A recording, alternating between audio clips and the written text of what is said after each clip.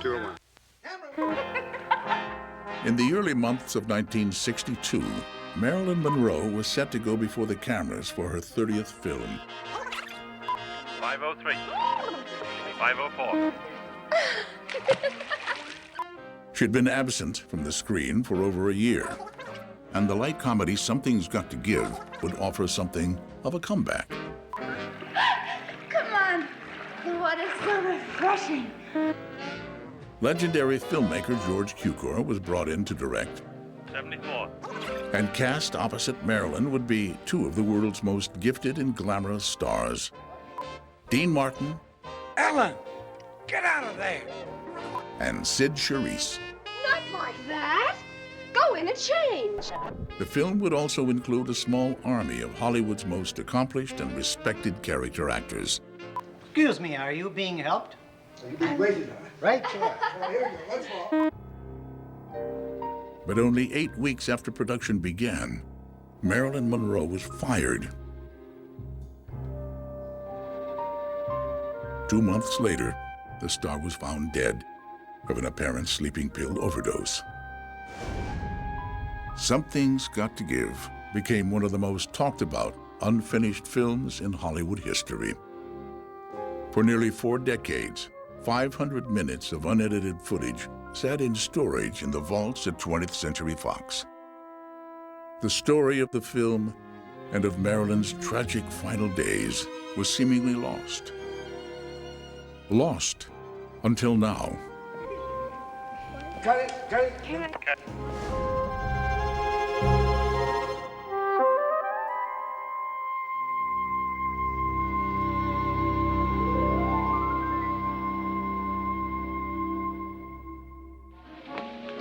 You see that man?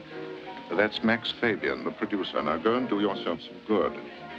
Why do they always look like unhappy rabbits? Because that's what they are. Now go and make him happy.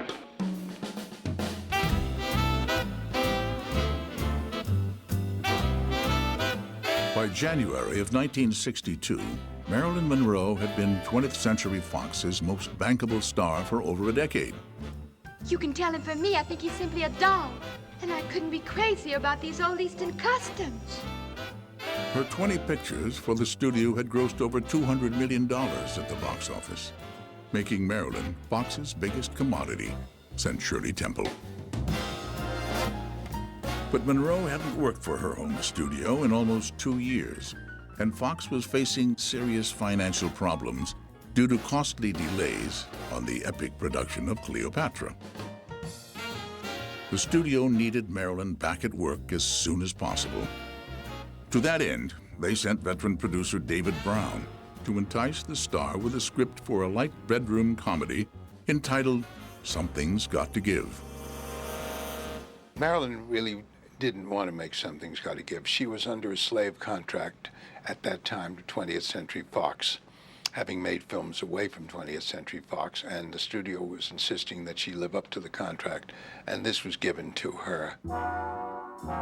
Something's Got to Give was a modern remake of the 1940 screwball comedy My Favorite Wife, which had starred Cary Grant and Irene Dunne. Marilyn was to play a woman who returns home after 5 years stranded on a tropical island, only to find herself legally declared dead and her husband newly remarried.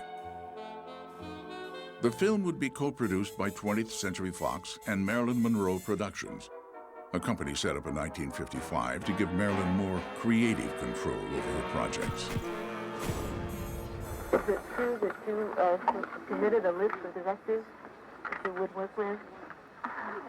I would rather say that I have director approval, and that is true. This you think is important? Yes, it is. Very important to me. In September 1961, Marilyn submitted a list of directors that she would agree to work with. It included some of the industry's most accomplished names, among them George Cukor. But after a difficult experience with her during the filming of the 1960 comedy Let's Make Love, Cukor expressed misgivings about working with Marilyn again. Ray, I've never been so humiliated in my life. The least you could have done is tell me who you are. Well, you know, the story in Hollywood is always that you owe somebody a picture. You got out of one, but then you have to do another or something. And I think it worked out that Fox suggested Cukor, this picture, and he owed them a picture for something else. In January of 1962, Cukor reluctantly signed on to the film. Producer David Brown now had a major director and a star attached to the project. But he had no final script, despite the continued effort of Fox's staff writer Arnold Schulman. He was a great writer, but I was somewhat alarmed when I passed his office and saw that he had removed his desk and was writing in a yoga position. Bear in mind that the myth of Hollywood is far less than the reality. But the producers knew they faced problems much bigger and more difficult than script rewrites. Monroe's tardiness was now legendary in Hollywood. She had been blamed for creating costly delays on nearly every film in which she starred. To make matters worse, her 4-year marriage to playwright Arthur Miller had just ended in divorce, and the actress was finding consolation from a growing dependency on pills and alcohol. Concerned that Marilyn's emotional problems would only add to Fox's growing financial woes, studio chief Peter Levathes recruited the help of Marilyn's psychiatrist, Dr. Ralph Greenson. Levathes hoped that Greenson would control the star's erratic behavior. But what the doctor began controlling was Something's Got to Give. His first move was to push out David Brown in favor of his friend, producer Henry Weinstein. I got a call on a Sunday from the then heads of the studio. And they said, could I come and see him? And I went down there and they gave me the script of Something's Gotta Give. And I was told not to say anything to anybody about it. I was told of my impending removal by my future partner and best friend, Richard Zanuck, who said I was in the elevator and this guy, Henry Weinstein, was carrying a script of Something's Gotta Give. Watch your back. Well, I did, and there was an arrow in it. Director George Cukor was furious at David Brown's dismissal, and his resentment lingered as Henry Weinstein came on board. I did whatever Cukor didn't want to do, and I just did it. I thought he was, right from the beginning, difficult with the script and everything else. Two distinct centers of power began emerging on the set. One between Marilyn and Henry Weinstein, and the other between George Cukor and his associate producer and art director, Gene Allen. But both sides agreed on one thing: the script still needed work. Oscar winner Nunnally Johnson was brought in to complete a series of rewrites. Johnson had written How to Marry a Millionaire, which had been a great success for Fox and Marilyn. Do you know who I'd like to marry? Who? Rockefeller. Which one? I don't care. Now Johnson and Monroe would be working together to update Something's Got to Give. He said to her, now, Marilyn, wherever you think the line is out of character, put a cross. Where you think the line is not funny enough, put a double cross. Fine. I leave happy. I don't hear from him for a week. I call her analyst, Romy, and I said, what is the problem? And he said, why did Nunnally use the word double cross? I said, what do you mean? He said, Nunnally once gave her a picture which she turned down, and she now thinks he's going to get back at her. But despite her fears, Marilyn slowly came to trust Johnson. She loved his witty interpretation of the story, as did producer Henry Weinstein. Nunnally Johnson, I think, was who Marilyn was working with to get a story that she would approve. I don't know whether they were keeping Cukor involved. One of the mistakes I made was I didn't confer with Cukor, which I should have done. It may have saved me problems towards the end. I was reluctant to do so because Cukor was working with Gene Allen, and I just thought I would undercut over that. Cukor was furious to be left out of the meetings. He felt that Johnson's version strayed too far from the original charm of My Favorite Wife. Within 2 months, Nunnally Johnson was replaced with a writer named Walter Bernstein. Johnson had written a script, and I have no idea whether he then had, whatever reason he had left it, whether he had died or whether, I really didn't know. All I knew was that I got a call from George Cukor. By now, script rewrites alone had brought the production $300,000 over budget, a problem that only seemed to mirror the larger financial crisis confronting 20th Century Fox. Cleopatra was still running massively over budget, and Fox was panicking from the escalating costs. The company was going broke, and fast. First we got notes that we should water our own plants because the greensmen had been fired. Then we got notes that the cafeteria was going because there was nobody there. So I said, don't worry about it, I'm eating my plants. It's true. I mean, there was no, it was like a ghost town. A dark cloud seemed to hover over the production of Something's Got to Give. And Marilyn Monroe now had more to accomplish and more to prove than ever before.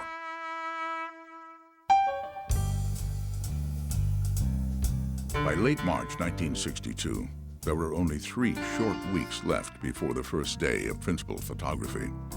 The race was on to meet the tight deadline. As George Cukor and Walter Bernstein pounded out a new draft of the script, associate producer Gene Allen oversaw completion of the set, an exact replica of Cukor's own home and backyard. The costume department worked overtime to pull the wardrobe together for the entire cast. And producer Henry Weinstein struggled to keep track of Marilyn Monroe. He was a prisoner, really, of the situation. I had very little to do with him. His main preoccupation was Marilyn, you know, how to get her there, how to keep her working, you know, and it was thankless. It was just a thankless job.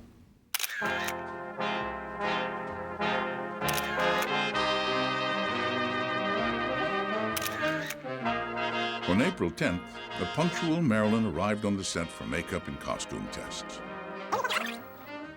But to her surprise, George Cukor did not show up to supervise and direct. And I think it was a big mistake for Cukor not to have done that because she was there at her best and she had to take it as a put-down. I'm sure she did. But despite Cukor's absence, Marilyn's performance convinced everyone that she was in top form.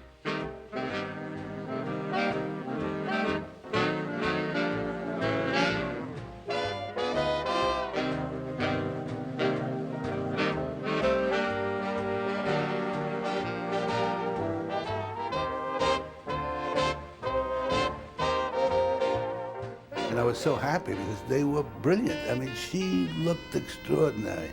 She was at her best.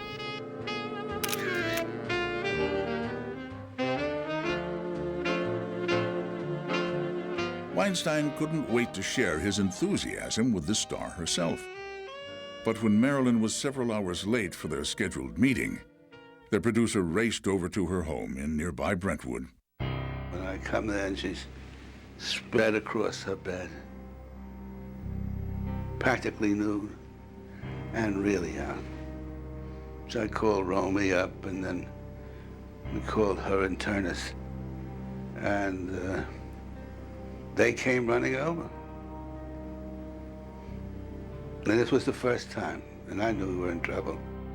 Weinstein was shocked at the sight of Marilyn Monroe, unconscious from an apparent overdose of sleeping pills. And I went to the studio and I said, listen, we gotta postpone this picture. I don't think she's gonna be ready. We're gonna start shooting in about 3 weeks. And he said, what happened? She said, oh, no, you're being melodramatic. I said, I tell you, the girl is not able to do this yet. I said, if I came and told you she just had a heart attack, what would you do? She said, well, we would wait. I said, what's the difference? He says, she had a heart attack, we couldn't get insurance. With this, we can. They felt that she was in somewhat out of control, but still very bankable movie star. And whatever personal problems she had, they felt could be dealt with. Marilyn's habit of mixing champagne with sleeping pills was well known in Hollywood, and this latest incident rang few warning bells.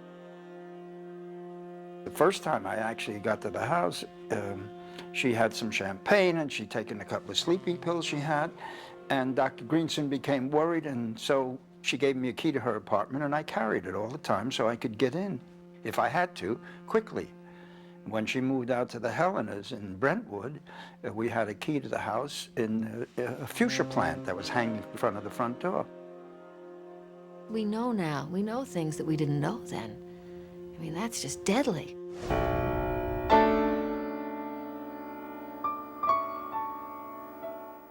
Marilyn had grown dependent on sleeping pills during her rise to fame in Hollywood.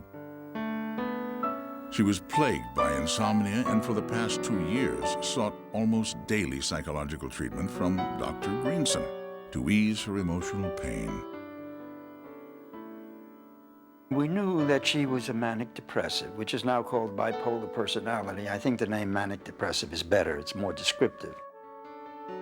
And that always meant that there were emotional problems and that she could have big swings in her moods.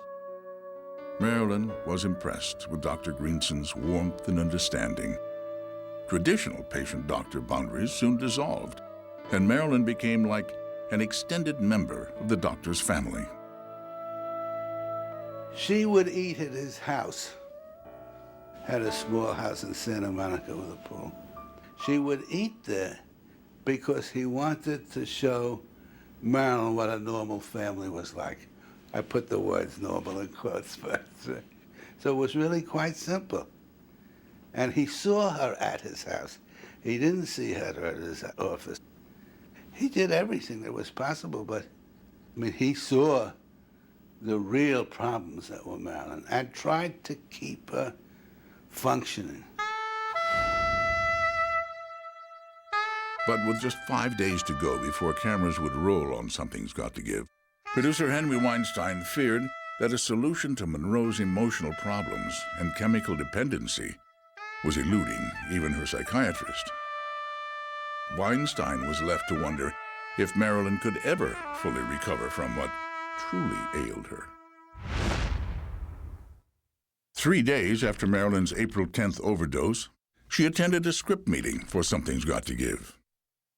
Outwardly unfazed by the events just days before, Marilyn focused her attention on the script and tried to establish a working relationship with writer Walter Bernstein.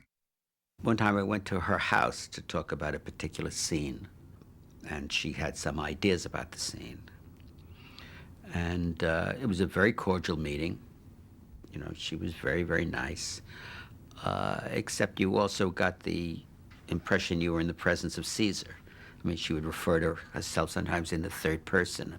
About a moment in a scene, she'd say, oh, no, Monroe wouldn't do this, you know. And she was very shrewd about her own image as she saw it. With the script still incomplete, Q-Corps postponed principal photography 1 week to April 23rd. Marilyn promptly left for New York to work on her role with acting coach Lee Strasberg. By now, Marilyn had been studying with Lee and Paula Strasberg for almost 7 years. Lee Strasberg was the foremost proponent and teacher of method acting, who challenged Marilyn to become a serious dramatic actress.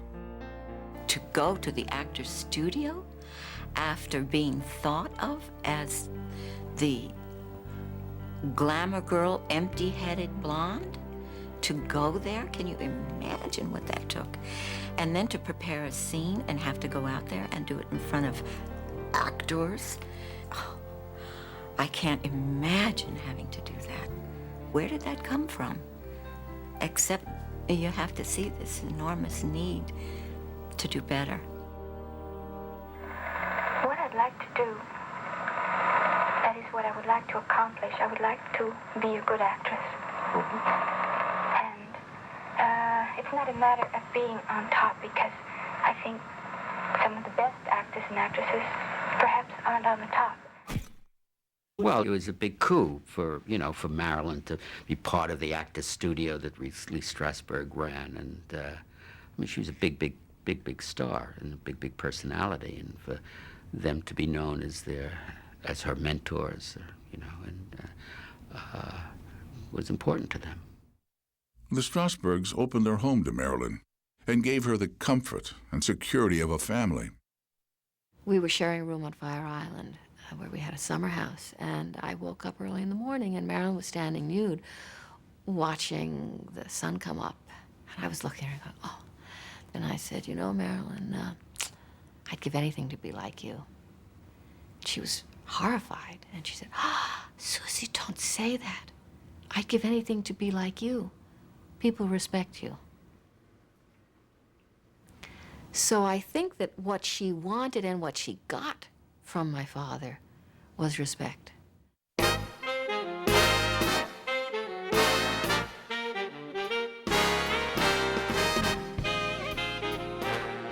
Marilyn longed for respect and credibility, and while in New York, she sought out the company of the most esteemed artists and writers in the world, including famed playwright Arthur Miller, whom she later married.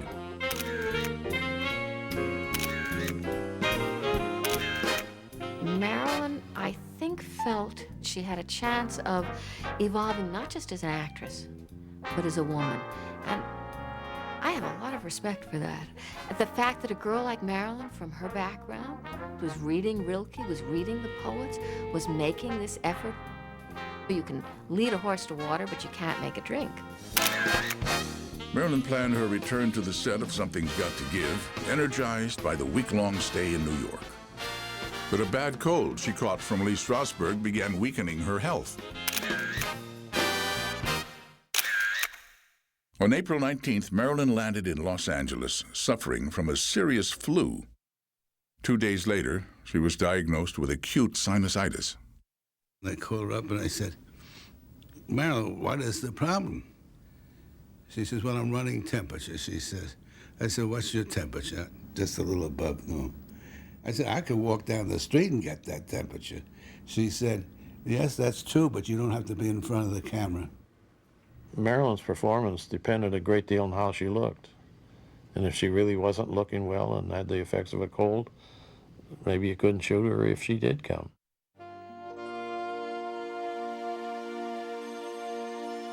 Throat and cold problems had resulted in costly delays on almost every one of Marilyn's films. And Weinstein worried the same would happen on Something's Got to Give. She was easily disturbed by the pressure of work, although she worked hard. When she was depressed, her resistance dropped to infection. There's a phrase that is used by doctors called psyche and soma, which means the psychological, emotional thing, and the bodily things. They affect each other. On Sunday, April 22nd, studio doctor Lee Siegel reported that Marilyn was too sick with the flu to work. He suggested that Something's Got to Give be postponed for at least 1 month. His recommendation was rejected. I'm not sure they believed her, and they didn't bother to check with me. Cukor proceeded as planned, and principal photography was still slated to begin on Monday, April 23rd. That day, 104 crew members reported to Soundstage 14, ready and eager to work. First day was very lively and everybody was happy. You know, every time you start a picture, you're kind of up because it's something new. Everybody was very excited about the film and very high, and the film was to start. And of course, the director said, well, I think, Sid, you'll have a couple of weeks where you're not working because we have so much to do with Marilyn and Dean. I said, well, that's fine with me. Call me when you need me. But that first morning, Marilyn failed to show up. The phone rings around 7:30, and they said, could you come to the studio right away? And I said, of course. George Cukor was forced to quickly reorganize his shooting schedule. This scene with Dean Martin and Sid Charisse became the first moment of Something's Got to Give, captured on film. All right, now we get up and go. Camera! Here Martin's character, Nicholas Arden, returns from his honeymoon with his new bride, Bianca, played by Sid Charisse. Well, here we are. Home sweet home. Lita, Timmy, front and center, Daddy's home. Did you order any carpentry work done, darling? Maybe they're hitting each other over the head. Let's go get them. Cut it, go it. Cut. 80.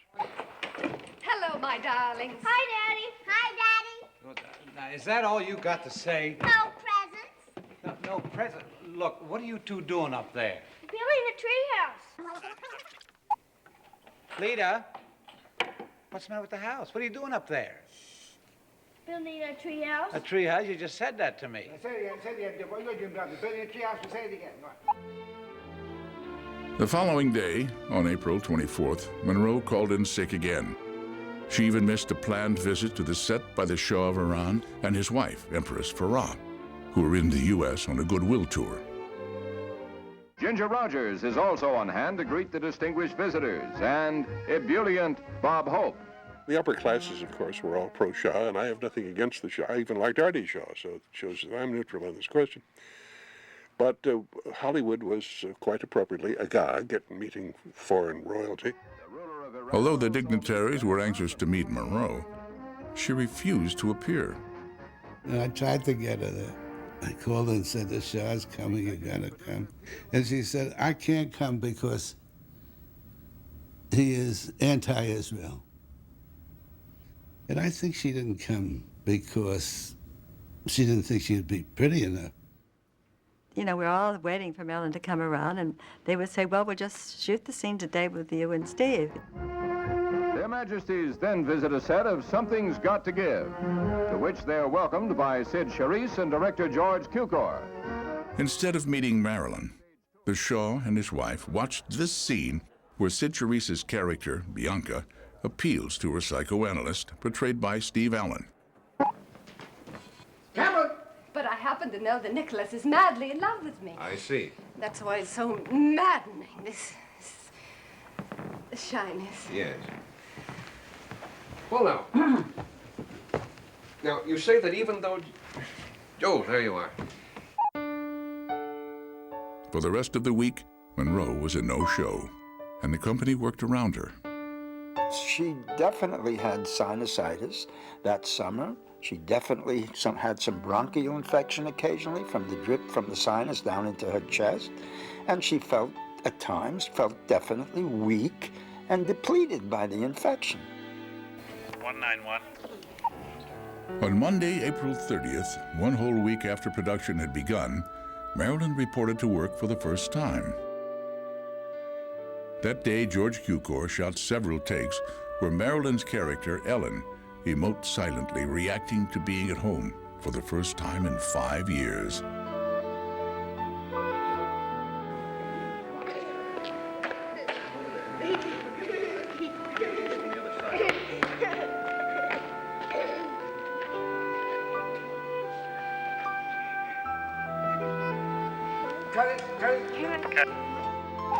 On Tuesday, May 1st, Marilyn was on the set at 7 a.m.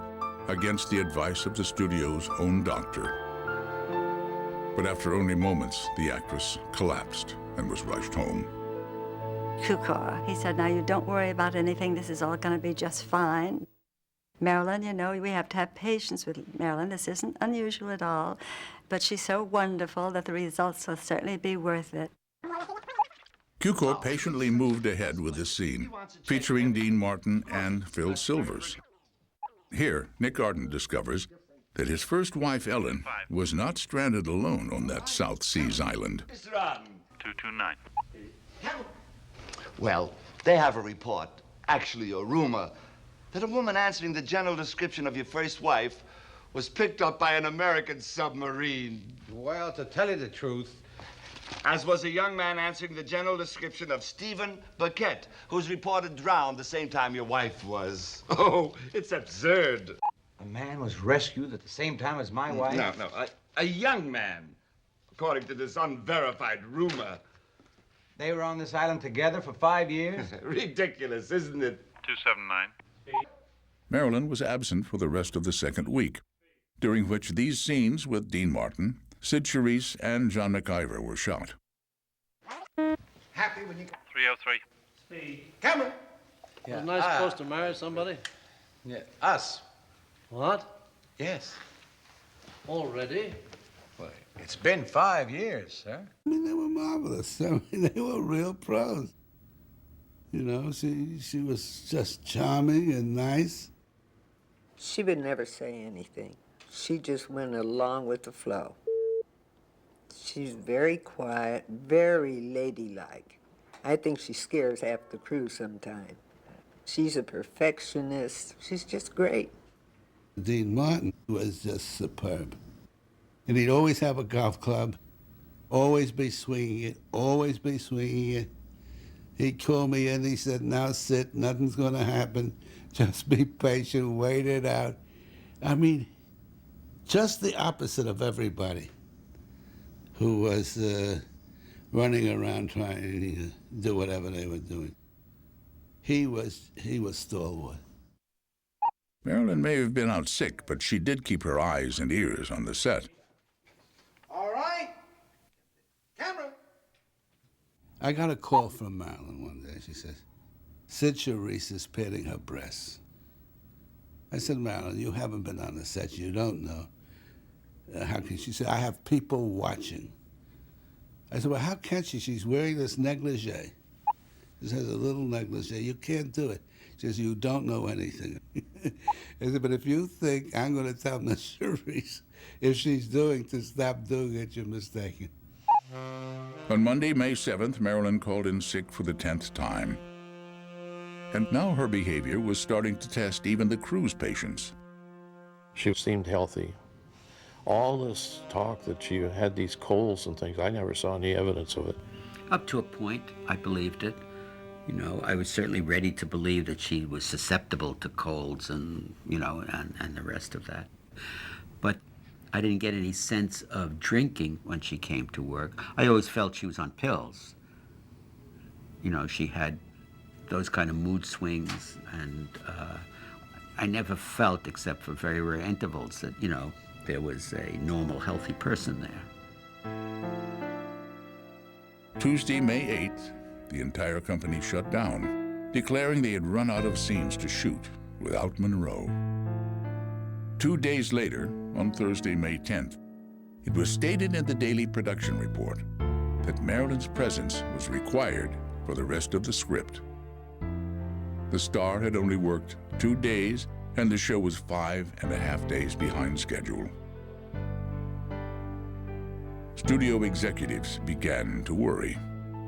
They couldn't afford to lose money on Something's Got to Give. Fox needed this film in theaters by October in order to help make up for the mounting debt caused by Cleopatra bills. In Rome, these same executives were handling Elizabeth Taylor with kid gloves, though her own off-screen behavior and frequent illnesses had created huge delays and extravagant expenses. But back in Hollywood, the studio's patience with Marilyn was wearing thin. I'm sure they had been through this many, many times with Marilyn. I don't think it was the first time. So they knew what to expect, actually, like Hugo did. He really knew what to expect. There's a lot riding on the project. She certainly had the biggest power of all, which was whether to show up or not. The fourth week of production rolled by, and Marilyn had completed only a few days of work. Many key scenes were shot in her absence, including entire sequences with the children. 446. And Kathleen and Michael went to the ponies. My horse bit. You don't have a horse. She doesn't have a horse. That was good, except you didn't grab it early enough. Huh? Child actors Alexandra Heilweil and Christopher Morley had a difficult time remembering their dialogue and staying focused. Cukor shot take after take with the children, occasionally losing his patience. Watch me to be surprised. Leave that alone. Come on now, watch me. 498. Speed. Let's do it once more. Once more. That was very good without cutting. There That was isn't very good. any- Come on. Never mind. Come on, boys. Come on, leave it alone. And then watch me walk away. What's Alexander, stop fussing with that, will you please? And watch me. On May 14th, Marilyn made her third appearance on the set. She was put to work opposite a very uncooperative dog and a very frustrated trainer. I start like... 382. Hey, Jeff. Jeff, watch it. Jeff, speak. Jeff, speak. Speak. Speak for us. Come on, speak. Jeff, come on up here. Jeff, come on, Jeff. Here, watch it. Performing a welcome home scene over and over, it was the dog, not Monroe, who repeatedly missed cues and required take after take. Come on. Come on, Jeff. Here, Jeff. Speak for us. Speak. Speak. Speak. Come on, Jeff. Get it. Speak. That's the boy. Here, Jeff. Well, I used to come here a long time ago. He's out of... Jeff, come here. Come on. Get in here. Now stay right there. Jeff, speak. Jeff, speak. Come on, Jeff. Speak. Speak. Come on, here, boy. Come on, speak. Watch it. Speak. Speak for us. Speak. Speak. Speak. Animals are never cooperative, except in rehearsals. A dog will react to a trainer perfectly all through the rehearsals. But the minute they hear a director say action, the animal knows that they can get away with anything. But I remember the poor animal trainer trying to get it working. Well, I mean, we had her finally on the set. I mean, there were more interesting things you could do with Marilyn than shoot that dog. I just thought it was a waste, a terrible waste. The next 2 days rolled by without incident. Monroe showed up ready to work with her $5,000 a week acting coach, Paula Strasberg, in tow. Cukor finally had Marilyn present on the sound stage, but he could not command her undivided attention. You know, she was upstairs with her coach, with Paula, and she wouldn't come down if she didn't feel like she was ready for the scene, or she wouldn't come down. I think she had a lot of psychological problems. Marilyn had relied on Paula Strasberg's guidance during the production of her last 5 films. Paula had gained a reputation for quietly usurping any director's control over the star, a manner of working that made her universally unpopular on the set. She was heavier than I am. She wore these black capes. She looked like Dracula's assistant. And she indulged Marilyn in all of this whims. You can't treat her this way. She's a great Hollywood star. Marilyn would look over to her for encouragement and for what to do. It was insidious, you know, and I think it hurt her very much. Every time she had to do something, she had to get Paula to tell her.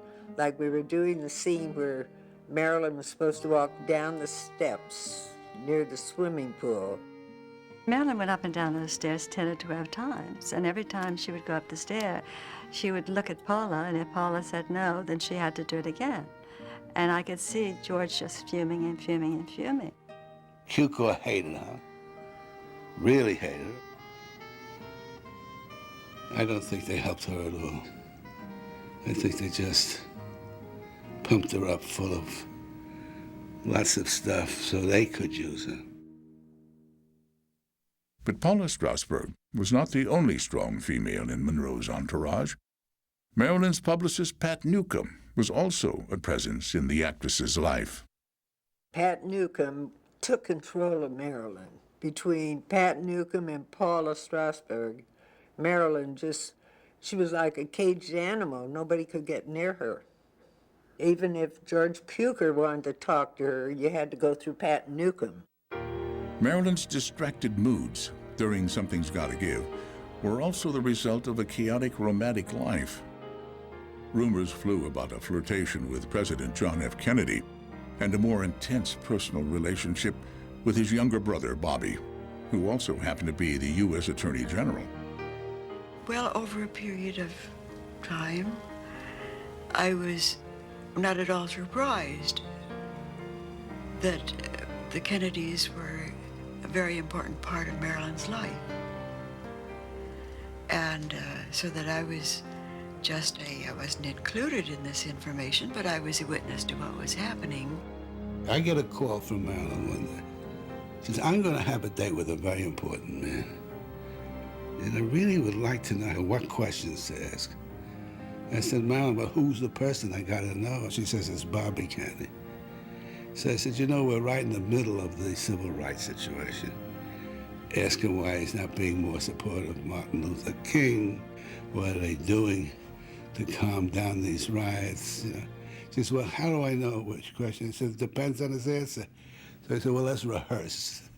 Give me the question, answer, and then the next question. We did that. A couple of days later, she says, I have another date. I said, well, how did the date go?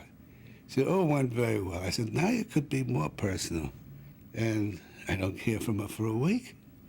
So I called up and I said, Marilyn, how's it going? She says, I don't need any more questions.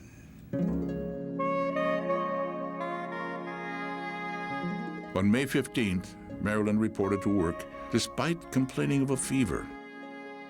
We'd get reports from the psychiatrist, we'd get reports from the producer, and Marilyn had said this, and oh boy, she is coming in tomorrow. And if she did show up, it was like the second coming. Everybody fell down and genuflected. Following several hours of makeup, Marilyn walked into the glare of the lights.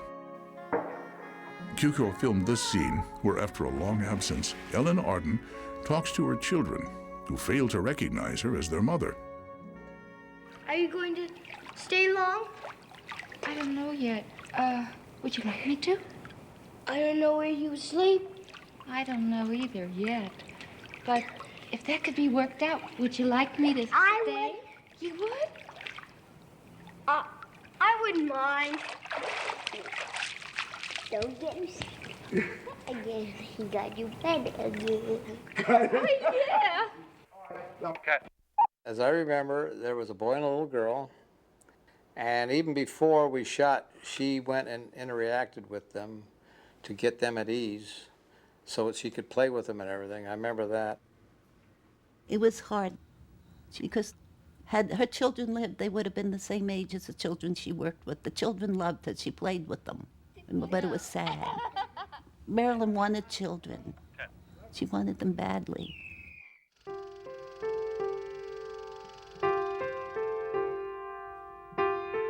Marilyn's own childhood had been riddled with painful experiences. Her biological father never recognized her as his own child. Her mother was put into a mental institution. And the young girl endured years of emotional, even sexual abuse while growing up in a series of foster homes. Through her years of stardom, Marilyn had been quite open about her desire to have a child. But after several failed pregnancies, Monroe feared she could never have a baby of her own. After a while, even the sight of children reminded Marilyn of a painful void in her life.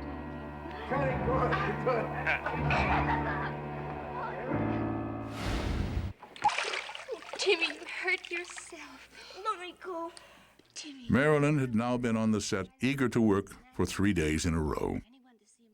But early on Thursday, May 17th, it was learned that Monroe was going to take time off to attend President Kennedy's birthday gala in New York. Before production had begun, producer Henry Weinstein had given Marilyn his tentative approval. But now he had changed his mind. Little did I know we were going to miss so many other days. Now the day comes, and she says, now remember, I'm not supposed to shoot on such and such a day. I said, yeah, I do remember, but Marilyn, we haven't shot an arc. I don't want to shoot. Can't shoot. Then I pick it up. She's going to the president's birthday party. And I said, you're not going to go. I said, you're not going to shoot, but you're not going to go. And no, I'm going to go. Production reports clearly stated that Marilyn had permission to attend the ball. But behind the scenes, studio head Peter Levathes was imploring her not to go. A week earlier, he had even sent a letter stating, Marilyn, as you know, we are behind schedule with our picture, and we cannot consent to or acquiesce in your absence.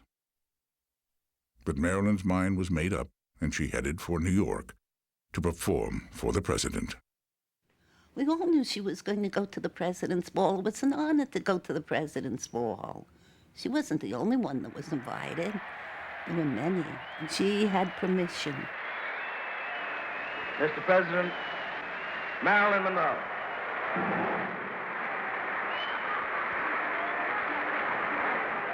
Marilyn's legendary tardiness was made a running gag throughout the evening's celebration. Here she is. But I'll give her an introduction anyway, Mr. President, because in the history of show business, perhaps there has been no one female who meant so much, who has done more. When Marilyn finally appeared, she was wearing a shimmering silk gown that revealed more than it hid. Mr. President, the late Marilyn Monroe. That night, one of her most memorable live performances was caught on camera.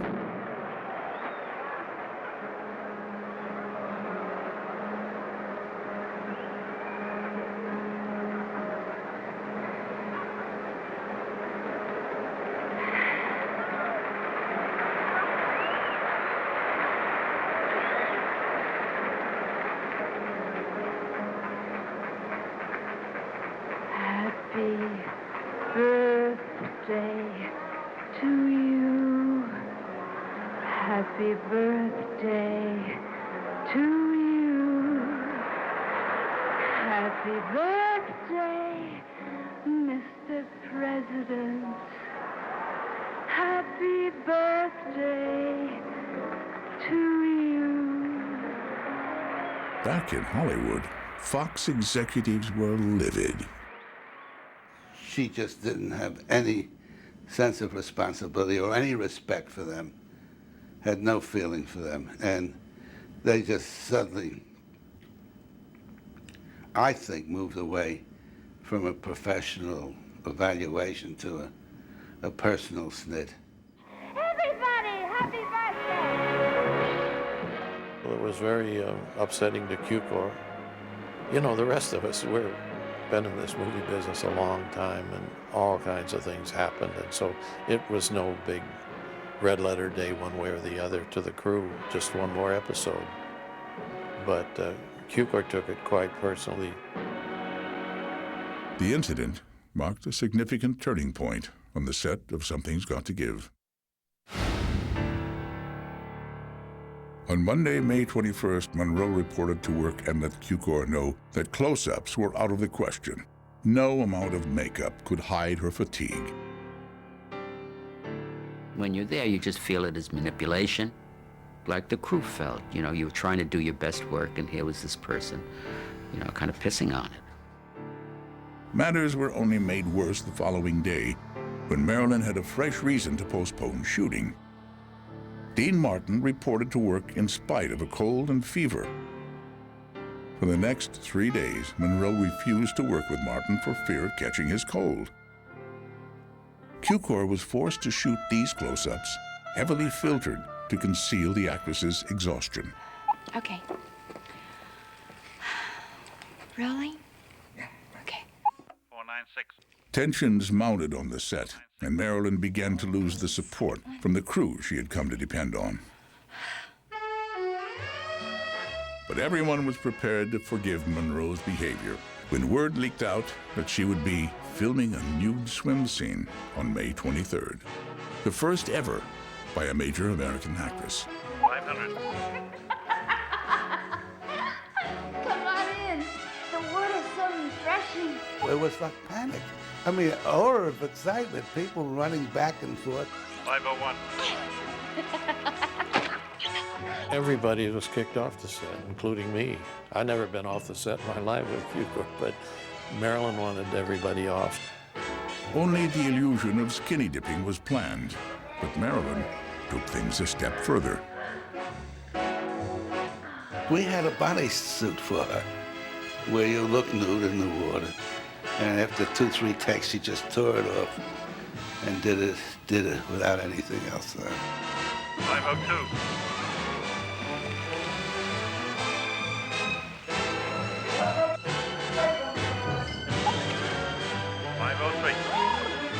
504.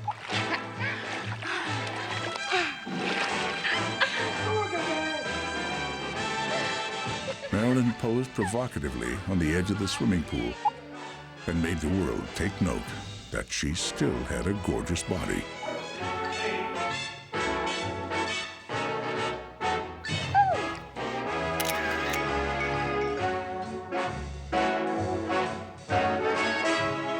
Marilyn seemed inspired by the scene and by the presence on set of her favorite still photographers.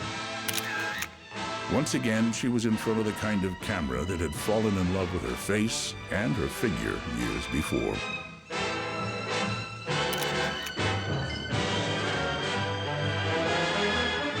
When it was all over, she said, well, this is knocking Elizabeth Taylor off the cover of all the magazines. And indeed, that picture was on the cover of every magazine you can think of.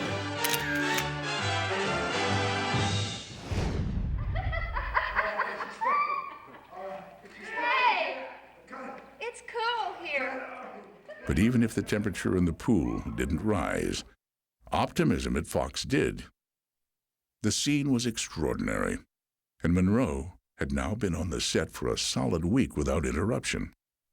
On Friday, May 25th, Marilyn left the studio looking happier than she had in weeks. But that weekend, she disappeared. No one heard from her for 2 whole days. I couldn't understand what happened that weekend. That's what, to me, it's the big personal mystery. You know, because she left feeling great now. It was all over again. Maybe she had a disappointing affair. Some speculated that Monroe's rumored affair with Attorney General Bobby Kennedy was at fault. People think it's ridiculous that she thought that she could be First Lady.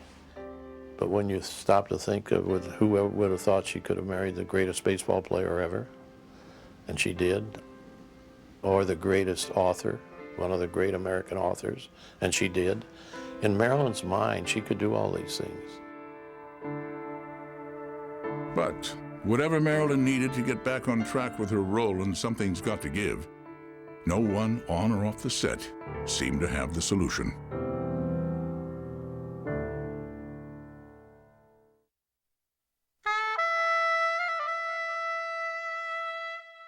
On Monday, May 28th, Marilyn called in sick again.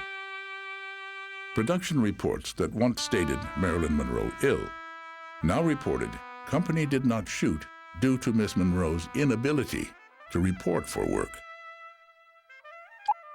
The following day, Marilyn showed up to the set, but she seemed to lack focus in this scene where husband Nick Arden implies Ellen was unfaithful during her absence. All right, Jim. Adam and Eve. I was afraid you'd misunderstand about that. Oh, what's to misunderstand? A man's wife spends 5 years on an island with a strange man. Would you like it any better if I knew him? And it slips her mind? Can we start again? Yeah. All you can think about is the way I behaved with this poor little... Okay. With this poor little fly. All you can think of is how I behaved with a poor little man who wouldn't harm a fly. Yeah, one more. That was good, though, huh? I mean, how long does it take to tell a woman my wife's back? It takes me 2 seconds. It's taken... You've had 2 days. Sorry, George, but we can do it. At 5 p.m., the company stopped shooting due to Marilyn's complaints of exhaustion. The film was now 11 days behind schedule. On May 31st, the actress's raw nerves were noticeably close to the surface during the filming of this sequence opposite Wally Cox. Here, she uses her feminine wiles to convince a naive shoe salesman to pose as the man with whom she spent 5 years on the island. Would you have lunch with me? I bring my lunch to the store. I'd be so grateful if you'd take it out. Are you free for lunch? No, the fact is, inferior footwear is made from them. The crocodiles themselves don't make. Would you have lunch with me? I bring my lunch to the store. My foot's grown. Go barefoot for 5 years. Gee. Good. On Friday, June 1st, Marilyn Monroe turned 36, a watershed year for any actress, but especially one noted for her beauty and sexuality. I think she realized, you know, I'm going to be 36. Then I'll be 37, 38, and there's a lot of new girls coming along that could replace me. 699. Speed. Camera. But whatever concerns Marilyn harbored about her age, she kept to herself that day, and without mishap, shot this scene with Wally Cox and Dean Martin. 677. By 9:37 a.m., cameras were rolling. Eve said you had some questions you wanted to ask me. Nick? Oh, he has. Ask him. Ask him anything. Well, let me see. What kind of an island was it? An ordinary island, wouldn't you say? Like the rest. Small island? Not small. Not large. Medium. Oh, trees, yes. No vines. Well, yes, vines, too. Water? Yes, all around. That's the nice thing about Stephen. He doesn't talk your ear off. I suppose you lived in tree houses? Well, Huts. We lived in huts. separate huts. Even during the rainy season? When it rained, we moved on up into the trees. How was that, gentlemen? Cut. Okay. Good. Beautiful. Good. Shooting wrapped at 5:30, and only then did Marilyn's birthday party begin. The day of her birthday, I picked up the cake, and they were screaming at me that I had to hide the cake because it wasn't going to be brought out until 6 o'clock. They had to get a full day's work out of that woman. That was the expression. The assistant director, and he looked at this cake, said, well, we're having Marilyn's 36th birthday. He says, get that goddamn cake off the set till we're done shooting at 6 o'clock, then you can have her birthday party. And that was, I mean, they were under a lot of pressure. They finally had her on the set, and they wanted to work, you know. Marilyn's simple birthday party stood in sharp contrast to the lavish 30th birthday celebration thrown for Liz Taylor in Rome. Marilyn topped off her birthday by appearing at a Dodger Stadium fundraiser for the Muscular Dystrophy Foundation. But the evening's damp, chilly air caused Monroe's lingering sinus infection to flare up. And on Monday, June 4th, Marilyn telephoned Weinstein to say she was too ill to work. It was the 17th time the actress called in sick. I said, look, I'll come and pick you up. We'll have a special car. We'll have the coffee ready. I should have said I'd had the champagne ready, but... That whole episode irritated Cukor, because he had been very, very, very patient. The studio had been patient. Well, it's the first time I saw Dean really just got angry. Really, he got very angry. And he started pacing the floor, and George tried to calm him down, patience, and so forth and so on. And after a while, he said, okay, that's it. And he walked right off the set. And that was it, right there. And that's when the whole picture stopped.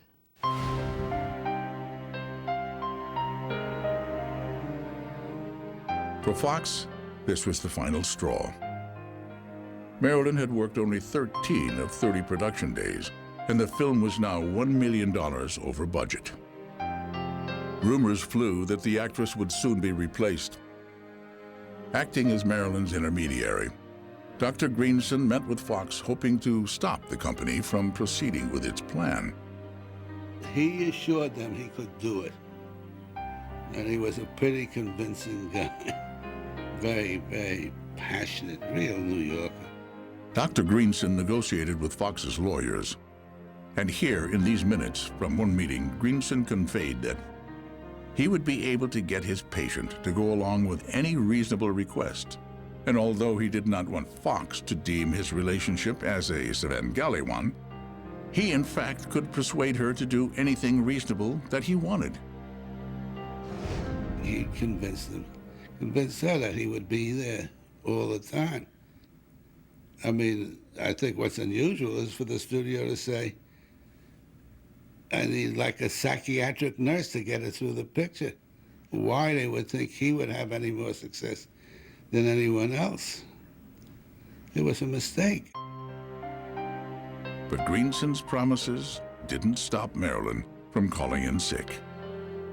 On June 6th, Fox executives held a meeting to discuss Monroe's future.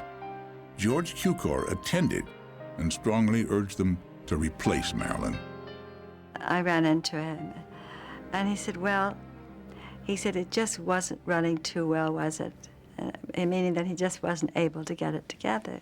And certainly wasn't his fault, you know. That same day, George Cukor went so far as to slip news to gossip columnist Hedda Hopper that Marilyn was being removed from Something's Got to Give, and that her career in Hollywood was over. He finally just felt so frustrated and had done everything in the world to keep that production going that he was upset. But he absolutely agreed that there was no way to go on. She was not responding to the scenes. Swimming in a pool, playing with kids, that's all fun. But that's not going to make a movie. On June 8, 2 days after the meeting, Marilyn Monroe was officially fired.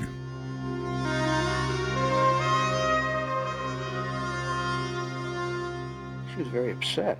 It's a very emotional thing to have a studio fire you and tell her she'll never work again in this town. And her career is finished. I mean, you know, this was a terrible shock, terrible shock. Nobody else that I know of could have gotten away with as much as she did on this picture. There would have been decisions made long before they were on this. I think they just said, we've had it. We got Elizabeth Taylor and Rome running that show, and we got Marilyn running this show, and you got the inmates running the asylum. Fox still hoped to salvage the picture and quickly approached other actresses as possible replacements for Monroe. After Kim Novak and Shirley MacLaine turned down the role, Lee Remick was fitted for Marilyn's costumes. On hearing that Remick would be his new co-star, Dean Martin officially handed in his own resignation. I said, you know, you better look at Martin's contract, which you guys negotiated. I didn't. And it says, if Marilyn is replaced, he needs approval of the star. Otherwise, he's not going to do the picture. And of course, that's what happened. Dean insisted no Marilyn, no picture. On June 11th, letters went out to the entire cast and crew, informing them of their suspension. I was a little stunned that, first of all, everything came to a stop that day when Dean walked away. And I was put on suspension immediately, and everything, the production stopped then. I mean, they pulled the plug. I mean, that was it. That was the end of the show. They weren't shooting anymore. That was gone. We were laid off. That day, 104 people lost their jobs. Fingers were pointed at Monroe. Marilyn was humiliated, and she feared that there might be some truth to the rumors that her career was over.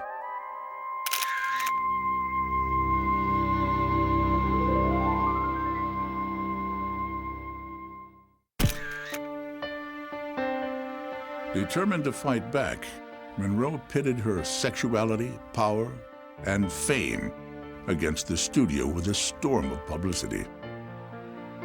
Between June 20th and July 15th, Marilyn spoke candidly with high-profile journalists, including Life magazine editor Richard Merriman. She'd just been fired. There was this huge uproar going on, and I think that's why she wanted to do the article. She jumped at it. A huge Life magazine essay would absolutely confirm that, in essence, she was still alive. She was still Marilyn Monroe. In early July, Merriman conducted 2 interviews at Marilyn's home in Brentwood. The house was empty. There was virtually no furniture in it. Pat Newcomb was there, so the 3 of us sat around in the middle of this empty room on these straight back chairs, and we had the interview. It was about a 3-hour conversation. When I arrived for the next, it's about 2 days later, we had a bottle of champagne, and she drank. And she got high, a little high, and suddenly there was a streak of anger that had not been there before. She was angry at the studio. It was just an undercurrent of anger. I think I was seeing closer to where she really was then, which was a very anxious, angry, scared woman. As Merriman left that day, Monroe made one last request. She begged the journalist not to make her look like a joke. I think she finally articulated her deep fear about herself and about this interview. I think she finally said it, "Don't make me a joke." I think she felt that on some level she was being treated as a joke. In addition to waging a war of words against the studio, Marilyn continued her personal publicity campaign with pictures. Monroe allowed freelance photographer George Barris unprecedented access to her in a series of revealing photo sessions. She was in a good mood. Once in a while, she'd stop and maybe think about problems that she's in. And it would bother her, but she snapped out of it very quickly.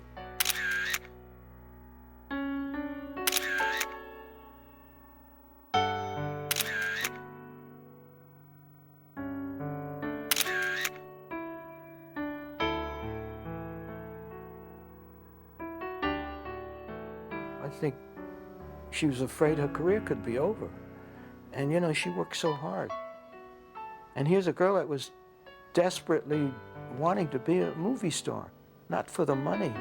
She just wanted to be famous, and she wanted the world to know her. The photo shoot continued at a house in the Hollywood Hills, where the star's sudden presence surprised the landlord's housekeeper. She says, "Is that really Marilyn Monroe coming?" I said, "Yeah." "Would you introduce me?" I says, "Yes, if she agrees to it."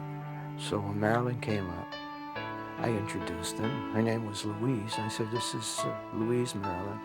And she stuttered and she said, "Are you really Marilyn Monroe?" She says, "I can't believe it."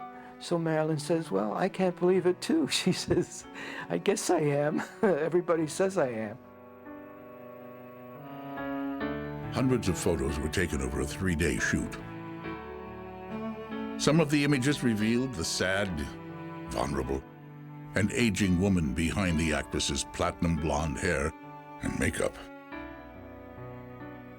while others celebrated the playful side of America's #1 sex goddess. But Marilyn was doing more to reignite her career than just playing cover girl.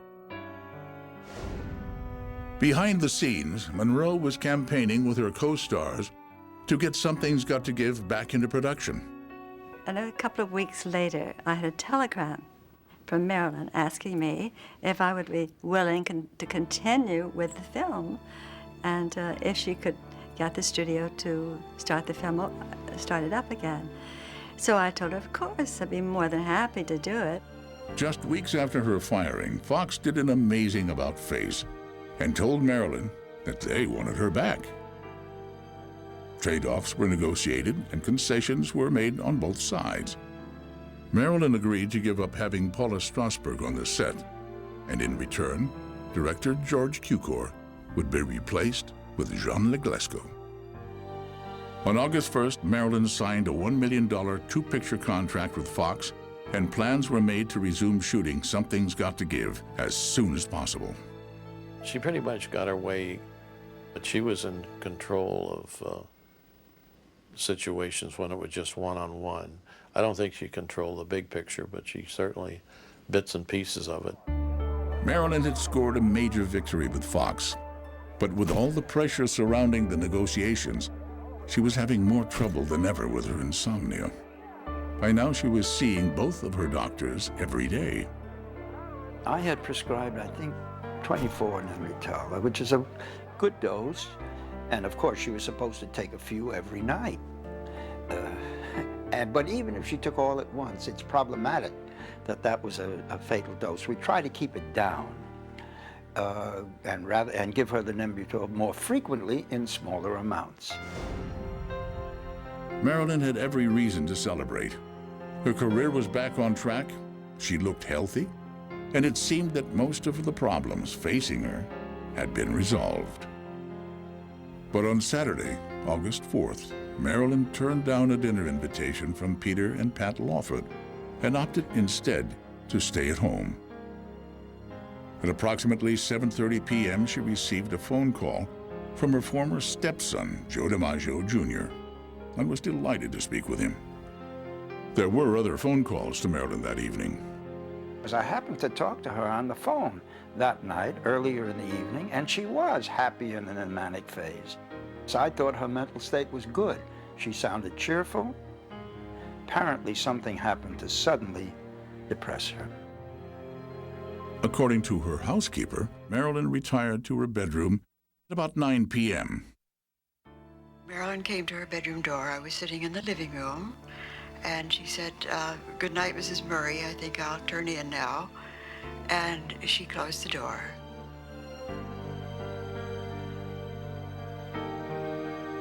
Later that evening, Marilyn placed a call to Peter Lawford. She bid a cryptic goodbye to his wife and President Kennedy. Although Lawford was concerned about Marilyn, he did not rush to her side. Peter Lawford got a call from Marilyn, and she was mumbling. Apparently she was going under from the pill she took and perhaps was calling him as a cry for help. He didn't run over. He was the one who then called Mickey Rudin to tell Mickey Rudin that he'd had this call, and Marilyn sounded funny, and with Mickey check, and that's when Mickey called the housekeeper. At approximately 10 p.m., Marilyn's attorney, Mickey Rudin, called Eunice Murray. Mrs. Murray assured him Marilyn was fine. But about 5.5 hours later, at around 3:30 a.m., Mrs. Murray awoke, alarmed to find the light still on in Marilyn's bedroom. I went around to the front of the house. Turning the curtains back, I saw Marilyn lying on the bed, nude, and I was just alarmed. Dr. Greenson got there first. She was dead when he got there. And I went into the bedroom and made sure she was dead. There was some rigor mortis, yes, but it wasn't extreme yet. I suspected that she'd been dead at least a few hours.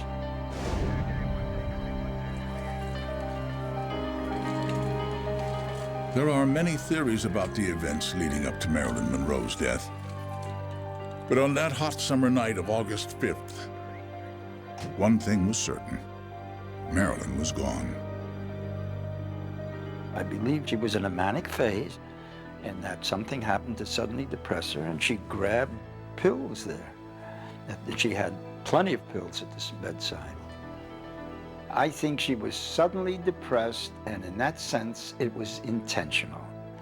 Then, I think she thought better of it when she felt herself going under because she called Peter Lawford. So, while it was intentional at the time, I do believe that she changed her mind. As the autopsy report showed, traces of drugs were found in Marilyn's system that her doctors claimed they had not prescribed. At the side of her bed, there was a lot of Seconal, which I had never given her. Also, the autopsy showed that her liver had a lot of chloral hydrate. I never gave her chloral hydrate, and I don't think any doctor in the United States gave it to her. She must have bought it in Tijuana. But perhaps the only undisputed fact surrounding Marilyn Monroe's death was that it shocked the world. I was floored. I had no suspicion whatsoever that this woman was on the edge of anything like that. Think of Marilyn Monroe attempts suicide around the world, punishing those SOBs at Fox, punishing all the people who had been mean to her, who treated her like a joke. I had several phone calls from ordinary women. The general feeling was that if they had only known Marilyn was in trouble, they would have done everything they could to help her.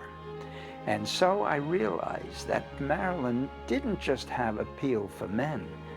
Women were aware of the lost little girl inside of her, and they reacted to that. Marilyn's funeral took place at 1 p.m. on August 8th at the Westwood Village Mortuary Chapel. Former husband Joe DiMaggio arranged a very private ceremony to which none of Marilyn's Hollywood friends were invited.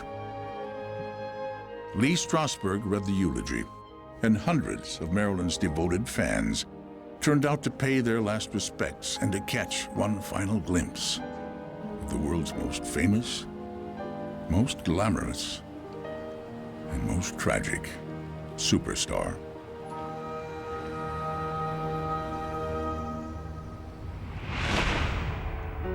In death, Marilyn Monroe became a legend, an icon whose celebrity transcended her untimely end. She is embedded in the collective memories of anyone who has ever seen her photograph. She has become a symbol defining womanhood, sexuality, and beauty for every new generation. In 1963, Fox recast Something's Got to Give with Doris Day and James Garner and retitled the project Move Over, Darling. Harmless? You call Adam and Eve harmless? He broke his leg in the crash and he was laid up for 6 months. Yo, what happened to the other 4.5 years?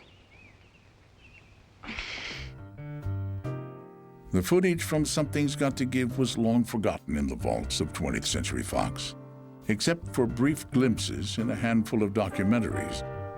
It would rarely be seen by the public. In 1999, with the full cooperation of the Marilyn Monroe estate, a massive restoration project was undertaken. Employing state-of-the-art digital technology, 9 hours of footage was carefully restored to its original CinemaScope splendor. Using vintage scripts and notes from the studio archives, a painstaking editing process began. Random pieces were assembled into a coherent shape, and special consideration was given to the original intention of George Cukor and 20th Century Fox. Now, for the first time ever, is the edited reconstruction of Something's Got to Give. It is one last look at a film that might have been, and a star who will live on screen forever.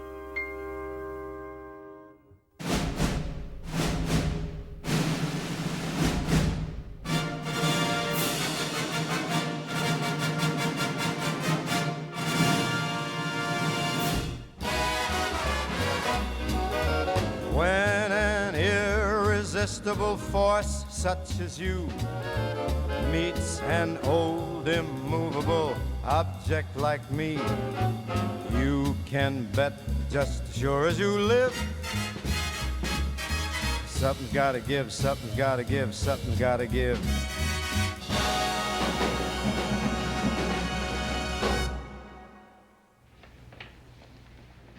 Are the parties ready in the matter of Ellen Wagstaff Arden? The matter of Ellen Wagstaff Arden. Oh, present.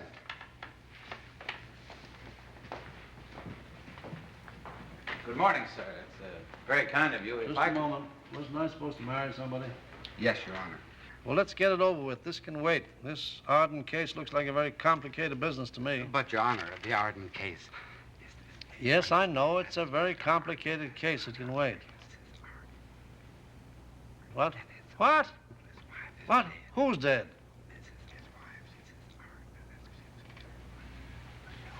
Oh, that's sad. That's very sad. If Your Honor, please. Are you Arden? Yes, sir. Just as I thought. Well, Mr. Arden, as I understand it, your wife, Ellen Wagstaff Arden, was aboard a yacht in a trans-Pacific yacht race when it was lost in a storm. Yes, Your Honor. What's she doing in a yacht race? A mother of 2 infant children. Well, you'll find the circumstances set forth in my brief, Your Honor. Ellen Arden. Why'd you let her go? She loved sailing, sir, and when they offered to sign her on as official photographer... Why didn't you go with her? I was involved in a case, sir, and we talked about it, and we decided that she needed a change. You see, she had a tough time with the children, with teething and... Never mind the teething. You're a lawyer. Stick to the facts. That's all there in my brief, Your Honor. Well, let me read it. Stop interrupting. Any proof of loss? On page 7, I believe. Huh? You're on page 4. I know it's 4. Here it is, page 7. When last seen 5 years ago, a wave 25 feet high. Young woman, put that mirror away. Are you trying to blind me? Or wash your face instead of painting it. Such a thing as contempt of court, you know. Don't you get me started on you. Now, where was I? Where was I? Page 7, Don't sir, interrupt. Right? Just don't interrupt me. The survivors agreed that the said Ellen Wagstaff Arden was swept overboard before aid could reach her. Deposition of penitent. Quiet. I could explain the whole thing, Your There's Honor. nothing to explain. The testimony is all here, signed affidavits, no evidence to the contrary. The law is very clear. I hereby pronounce Ellen Wagstaff Arden legally dead. Wasn't I supposed to marry somebody? Oh, yes, Your Honor. Us. What? Yes, sir. Already? Well, it's been 5 years. 5 seconds in the eyes of the law, young man. Your wife was not dead until I said she was dead. Now, you're sure you wouldn't want to have a little more time to think this over? No, sir. Well... Rheumatism, sir? Arthritis. Are you sure it isn't psychosomatic? The price of carrying around those weighty decisions, you know. Are you a doctor, madam? Well, no, but... Then how would you like to spend the next 3 years in the penitentiary for practicing medicine without a license? You sure you want to get married? Yes, sir. We already have our plane reservations for Honolulu.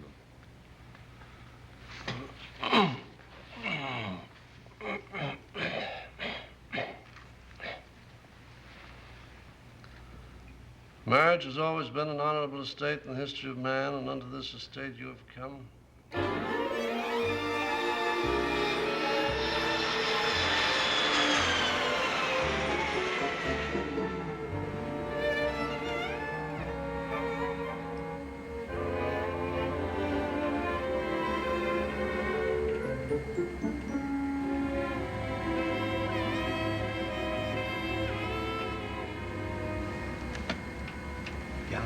No, Nicholas, there's no need to explain.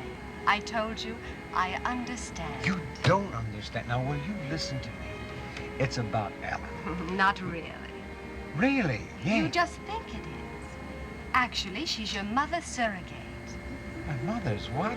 You see, Nicholas, what you really needed in your first marriage was not so much a mate as a mother figure. Not so much a wife as a soft, warm bosom for a little boy to rest his tired little head on. Now, isn't that what Ellen was? Well, part of her. So you see, there's really no need to be ashamed. After all, it's perfectly natural to be afraid of a relationship with a real woman. Oh, come on. Just don't lose faith in yourself, Nicholas. That's all I ask. Because I won't.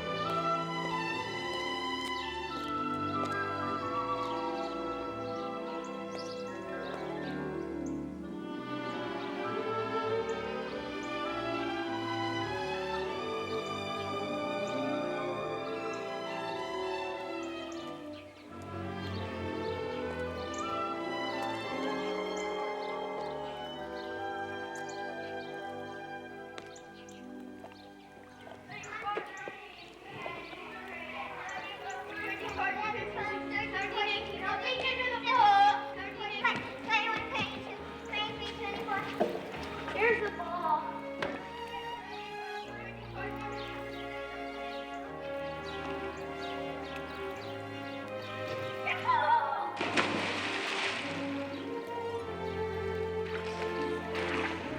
How was that? Go.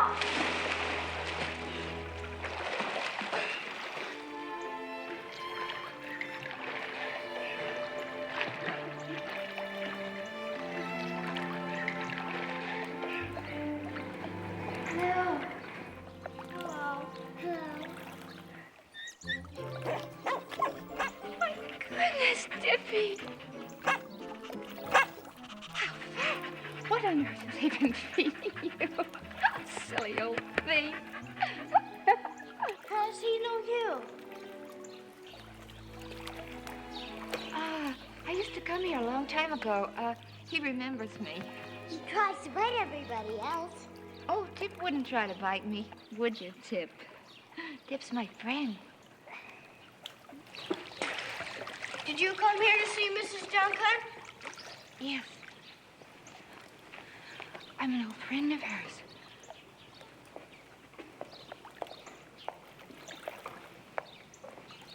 You don't remember me, do you? No, I do. Don't pay any attention to her. She's crazy. Are you going to stay long? I don't know yet. Would you like me to? I don't know where you would sleep. I don't know either, yet. But if that could be worked out, would you like me to stay? I wouldn't mind.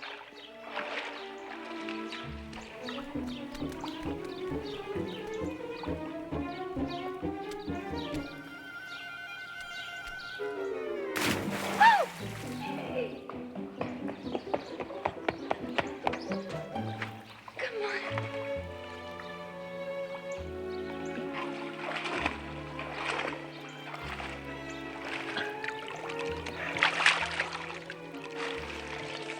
Oh, Timmy, you hurt yourself. Look on me. Timmy, you know, far away in the South Sea Islands, when a man hurts himself and he doesn't want people to see him cry, you know what he does? What? He has somebody else cry for him. How does that help? You'd be surprised. Can I cry for you? That's silly. I'm glad. I'm okay now. Okay. I have a splinter in my foot. All right, let's get it out.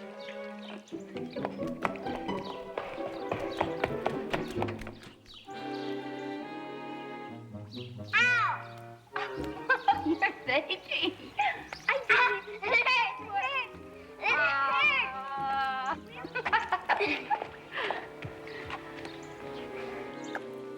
I used to come to see your mommy, too.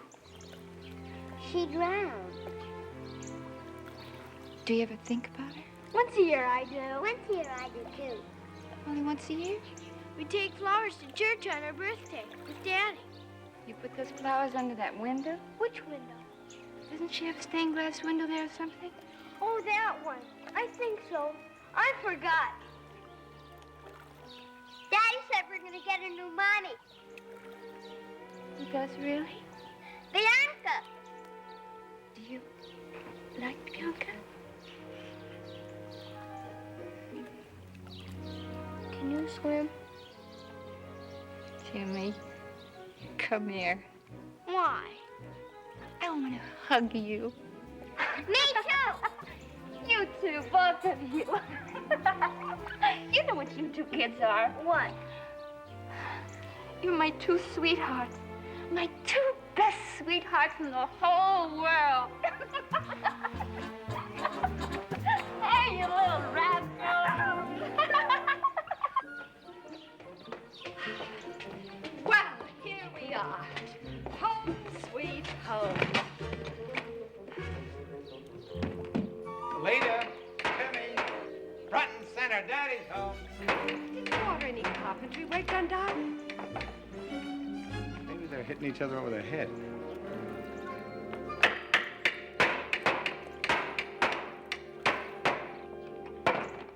Hello, my darlings.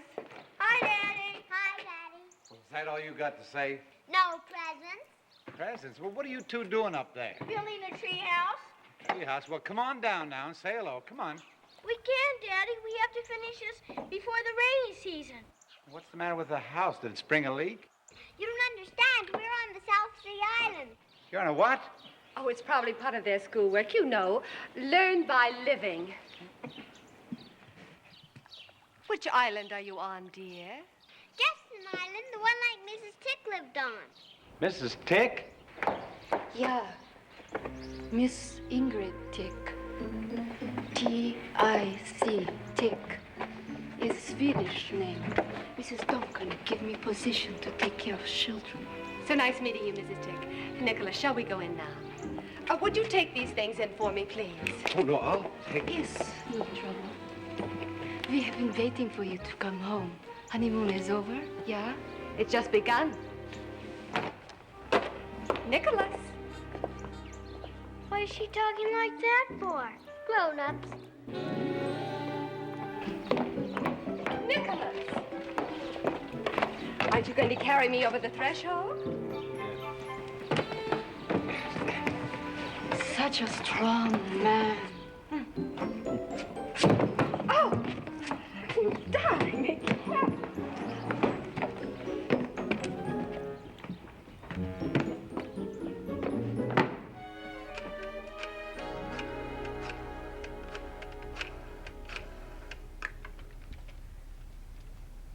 Dr. Schleck, Bianca Russell. Oh, I mean, Bianca Arden. Yes, it is a rather interesting slip. Dr. Schlick, I do hope you don't mind my calling you at this late hour, but I just got back from my honeymoon, and I just wanted to tell you how marvelous everything is. Well, Nicholas does have a few little problems, but I'm dealing with everything very rationally. Yes, I am quite proud of myself. Thanks to you, Dr. Schleck. Oh, no. Everything's fine. Just fine.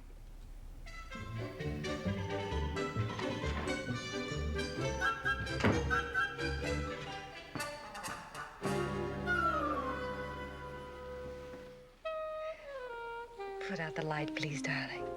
Bianca? I love to hear you say my name.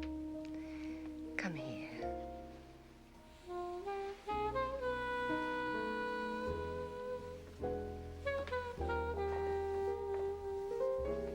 Now where are you going? I forgot to turn off the light.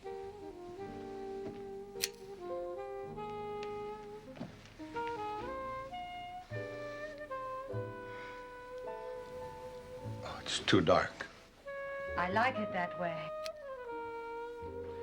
Bianca, I've got to tell you something. Not until you come to bed. Now! I won't listen. You gotta listen.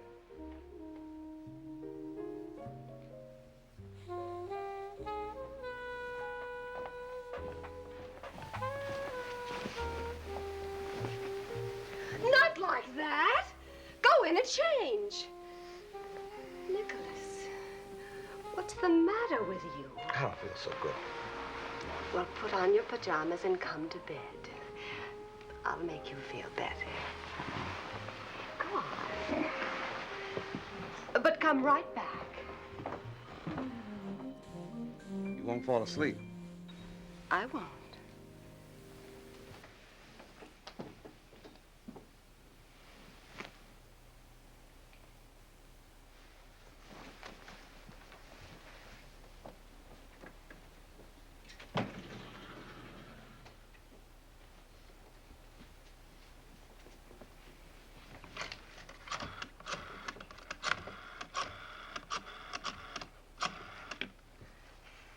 Dr. Schlick, Bianca Arden again. Oh, no. No, everything's just fine. Well, yes. That's exactly the way he is acting. Oh, well, yes, I do know it happens very often. Well, yes, I've been very understanding. Oh, just a minute. Now, do what? Mm-hmm. Well, I am calm. Well, yes, I've tried that, too. It's a very good idea, Dr. Schlick. Thank you, Dr. Schlick.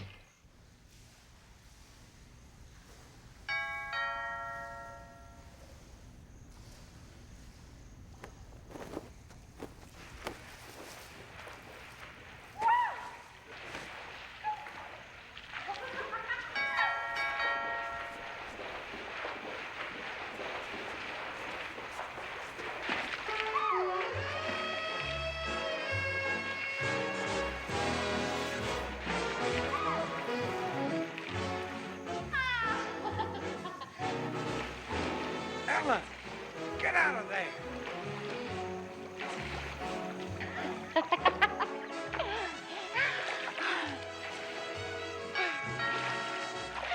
Get back in.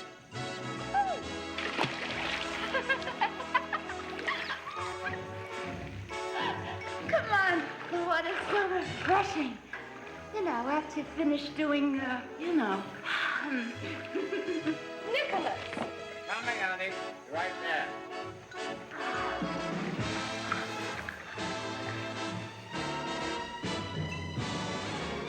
Nicholas! Oh, no, dear. There's a draft out there. Zip it down here. To catch cold.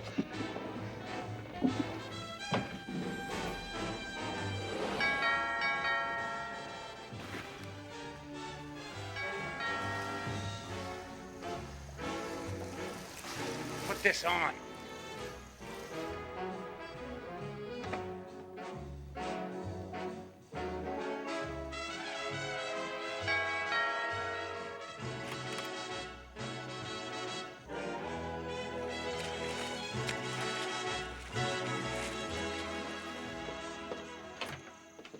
How are you?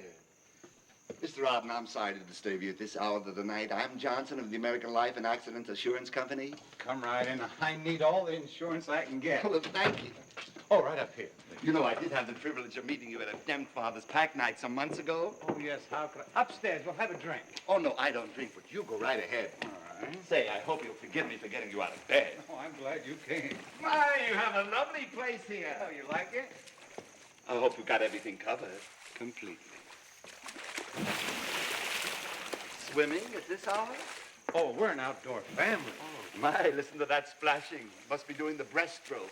Yeah. I hope the pool is heated. Being heated right now.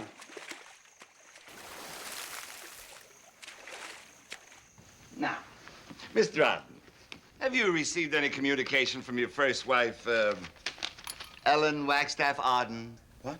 I mean, any letters, telephone calls, telegrams? No, just as I thought. Oh, our district manager, Mr. Fowler. He's such a fuss budget. He wants to check everything.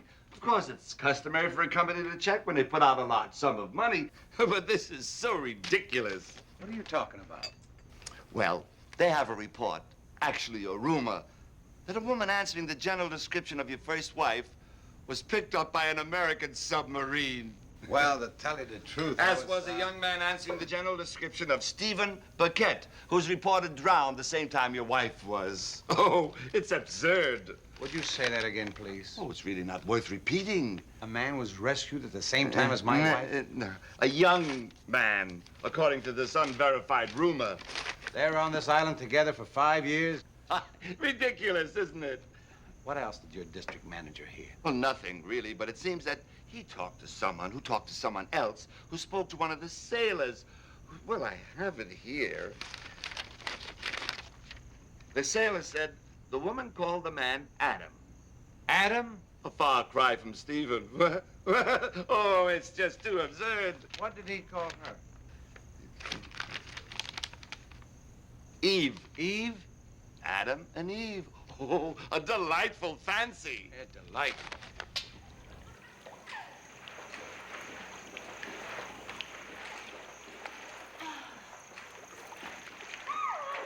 But I guess I'll run along now, and thank you so much, Mr. Arden. I'm sorry to have troubled you at this hour, but that Fowler, he does get my dander up.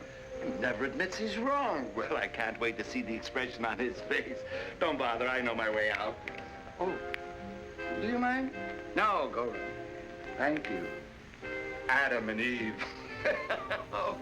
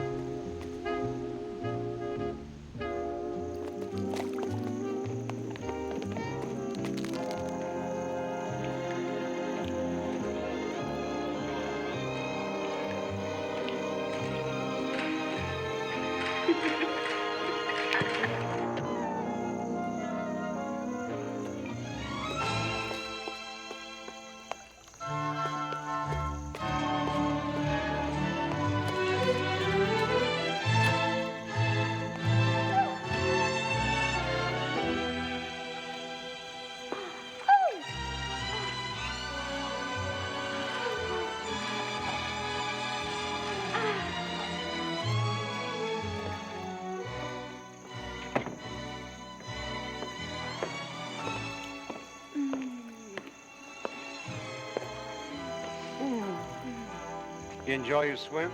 I always used to take a moonlight swim on the island. With Adam? Adam? Did you always take a moonlight swim on the island with Adam, Eve? Oh, Adam and Eve.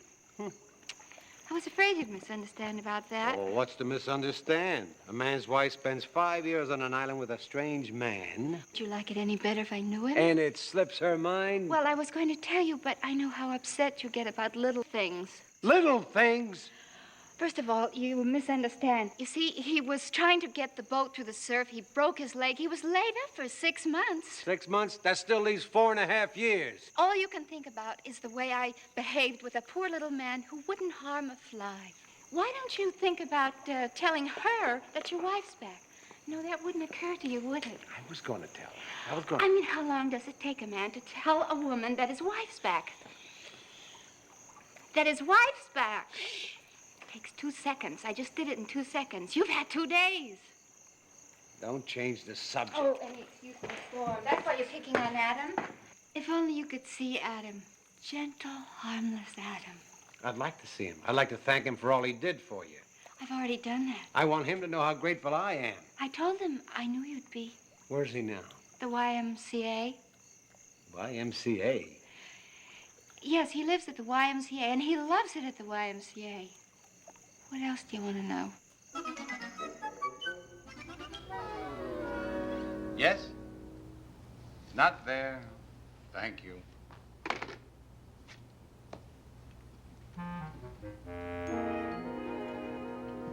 Good morning, Mr. Arden. Oh, Miss Worth, I want you to find a Stephen Birkin. Now, this is very important. Drop everything else. I tried all the hotels. You tried the country clubs, the men's clubs, the athletic The clubs. YMCA. I tried the YMCA. Just find him. Yes, sir. Oh, Miss Worth, would you come in, please? Sit down.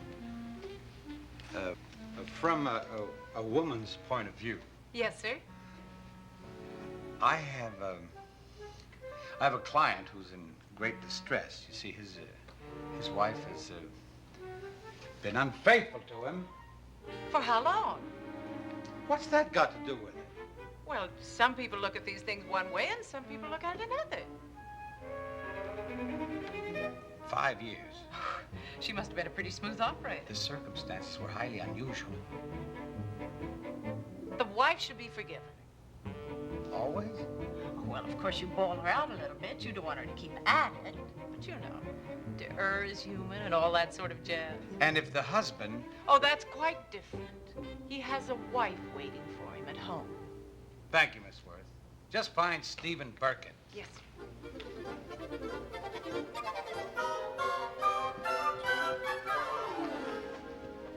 Going out with the children, Mrs. Tigg? Yes, my day off, madam.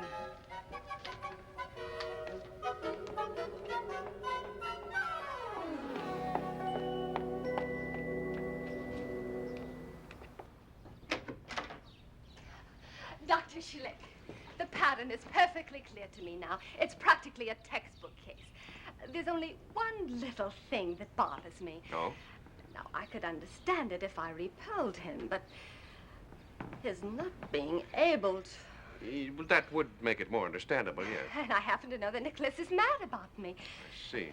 That's why it's so maddening, this shyness. Well, now. Now, you say that even though... Oh, there you are. That won't be necessary here. Yes, just get right up. Now, you say that even on your wedding night... That's right, Doctor. Even though you Naturally. Including... Of course. Amazing. You know, it's almost as if... Oh, it is indeed, yes. Also... Yeah, really? Even I... Oh, extraordinary. And you, Yes. You tried a little of that. Well, then, I don't,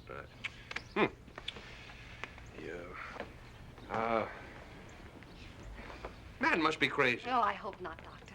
I like to think that Nicholas is just simply insecure. But it's got me so upset. Yes. I can see that, yes. Dr. Schlick, will you stay with me today? Oh, well, Not here. We'll go out for lunch. After all, I have finished my analysis, and you wouldn't have to worry about breaking any rules. What rule? Would you? Well, I do have some other appointments, but could I use your telephone a minute? Yes, of course. Thank you.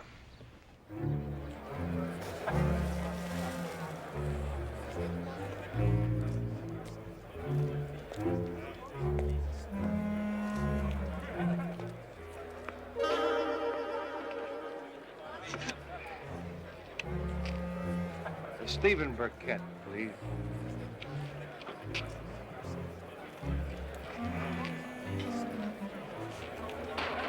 Oh, he's not in his room. Would you have him paged, please?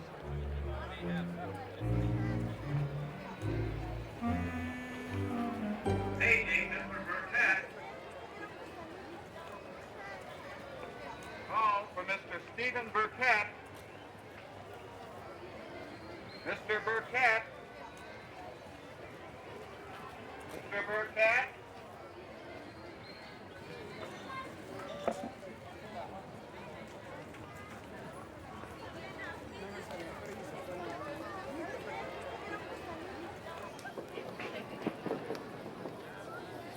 Mr. Burkett? Mr. Burkett?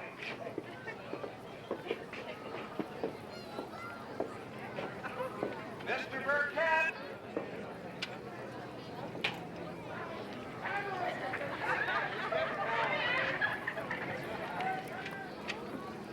Mr. Burkett? And a very affectionate man. Mr. Burkett? Hey, right over here, boy! Mr. Burkett, pick up the phone, please.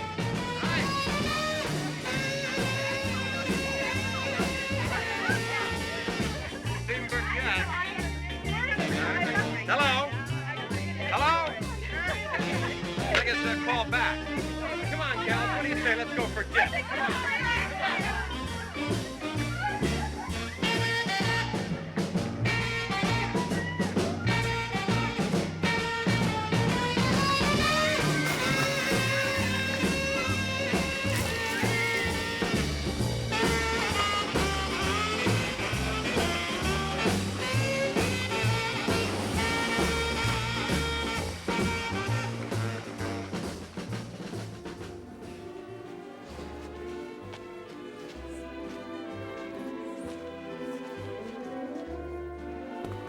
Excuse me, are you being waited on?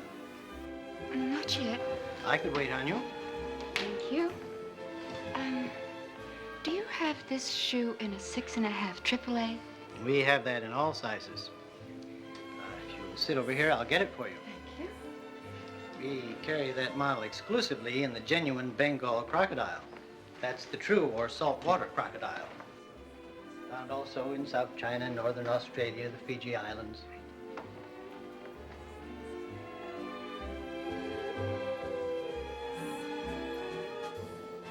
Of course, there is the freshwater crocodile found in Rhodesia and parts of North America. But they make inferior footwear. Are you free for lunch? That is, inferior footwear is made from them. The crocodiles themselves don't actually make... Will you have lunch with me? I bring my lunch to the store. I'd be so grateful if you'd take it out.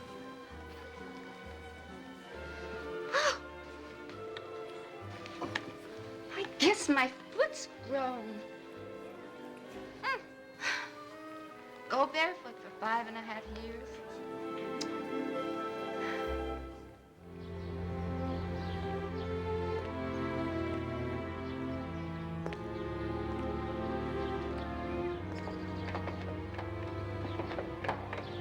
Nick, Hey? I want you to meet Adam. Adam? Well, Stephen, really. Stephen Burkett. You wanted to meet him, didn't you? Well, here he is. Here he is.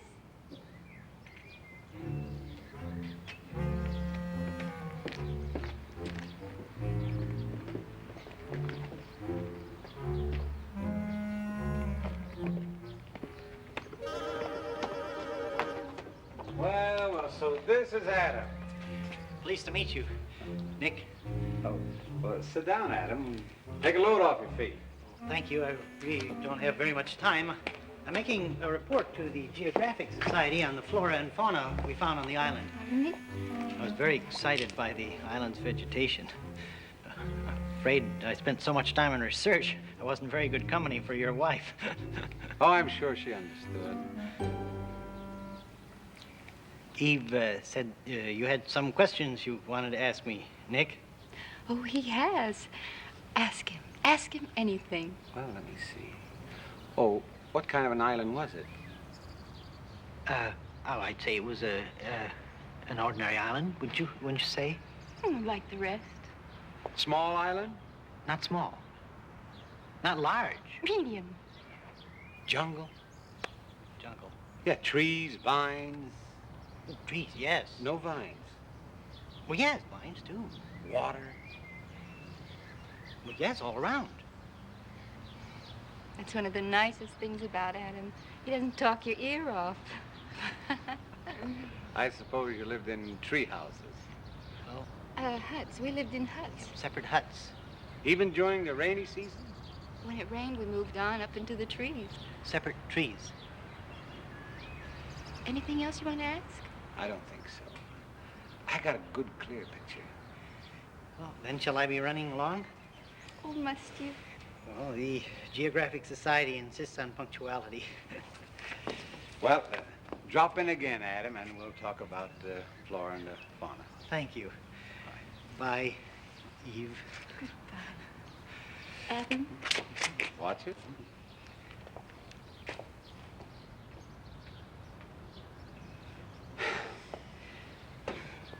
Satisfied?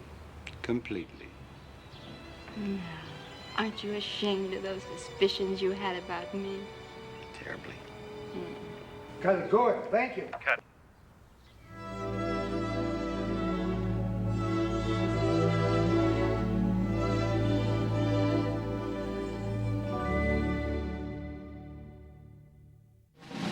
When an irresistible force such as you meets an old immovable object like me, you can bet just sure as you live Something's gotta give, something's gotta give, something's gotta give. When an irrepressible smile such as yours warms an old implacable heart such as mine, don't say no because I insist. Somewhere, somehow, someone's gotta be kissed. So on guard, who knows what the fates might have in store from their vast, mysterious sky. I'll try hard, ignoring those lips that I adore. But how long can anyone try? Fight, fight, fight, fight, fight it with all of our might. Chances are some heavenly star-spangled night we'll find out just as sure as we live. Something's gotta give, something's gotta give, something's gonna give.